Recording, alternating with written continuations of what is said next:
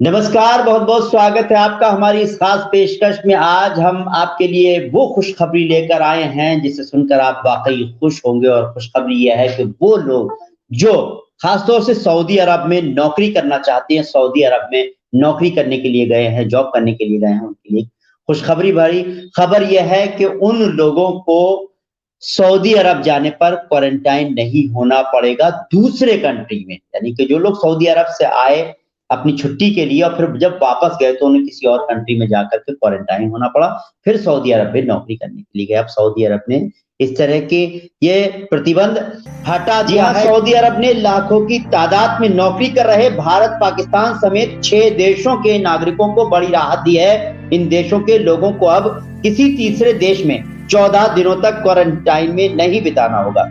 ये नया आदेश इस साल 1 दिसंबर से लागू हो जाएगा। पिछले साल फरवरी महीने में वैश्विक स्तर पर कोरोना के प्रसार के बाद यात्रियों के सीधे प्रवेश पर रोक लगा दिया गया था। सऊदी प्रेस एजेंसी ने गृह मंत्रालय के सूत्रों के हवाले से ये बैन हटाने की जानकारी दी। सऊदी अरब ने ब्राजील, वियतनाम, इंडोनेशिया, मिस्र के लोगों को भी अब सीधे प्रवेश की अनुमति दे दी है। जी हाँ, वियतनाम, इंडोनेशिया, मिस्र, ब्राजील, भारत और पाकिस्तान, ये 6 देश हैं जिन्हें जो है सीधे प्रवेश की अनुमति दे दी है। हालांकि इन सभी देशों से आने वाले नागरिकों को 5 दिन संस्थागत क्वारंटीन रहना होगा। हालांकि ये उनके वैक्सीन लगवाने की स्थिति पर निर्भर करेगा। सऊदी अरब का स्वास्थ्य मंत्रालय लगातार सभी नियमों और कदमों की समीक्षा करता रहेगा।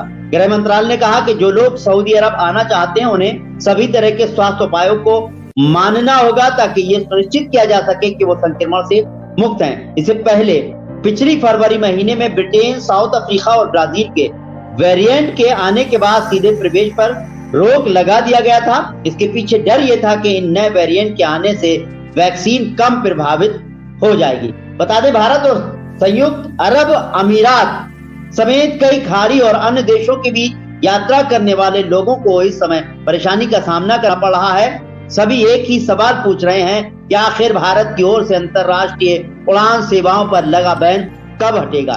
इसकी वजह से न सिर्फ दोनों देशों के बीच एयर रूट पर यात्रियों की भीड़ बढ़ रही है बल्कि किराया भी आसमान छू रहा है। लेकिन यूएई जाने वाले या भारत आने वाले यात्रियों को जल्द ही इस असुविधा से राहत मिल सकती है। नागरिक उड्डयन सचिव राजीव बंसल ने बुधवार को कहा कि अंतर्राष्ट्रीय उड़ान सेवाओं के इस साल के अंत तक समान होने की उम्मीद है।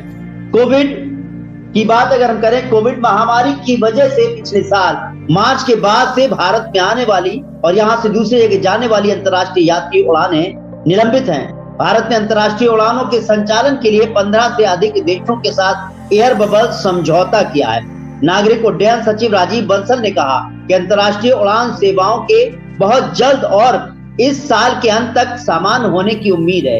एयर बबल समझौते को दो देशों के बीच उड़ान सेवाओं को फिर से शुरू करने की एक अस्थायी व्यवस्था है। द्विपक्षीय एयर बबल समझौते के तहत दोनों देशों की एयरलाइंस कुछ शर्तों के साथ अंतर्राष्ट्रीय उड़ानें संचालित कर सकती हैं। कोरोना वायरस महामारी के कारण संयुक्त अरब अमीरात समेत कई खाड़ी और अन्य देशों के बीच यात्रा करने वाले लोगों को इस समय परेशानियों का सामना करना पड़ रहा है। इस बीच सऊदी अरब ने घोषणा की है कि वो भारत और पाकिस्तान समेत 6 देशों के प्रवासियों पर यात्रा प्रतिबंध हटाएगा। अरब न्यूज ने बताया कि इन निर्देशों के तहत पूरी तरह से टीकाकरण वाले प्रवासियों को सीधे प्रवेश की अनुमति दी जाएगी। साथ ही उन्हें देश में प्रवेश करने से पहले अपने देशों के बाहर 14 दिन क्वारंटीन में बिताने की जरूरत नहीं है। सऊदी अरब के आंतरिक मंत्रालय ने निर्देश जारी करते हुए कहा कि बदलाव 1 दिसंबर की आधी रात 1 बजे से लागू होंगे।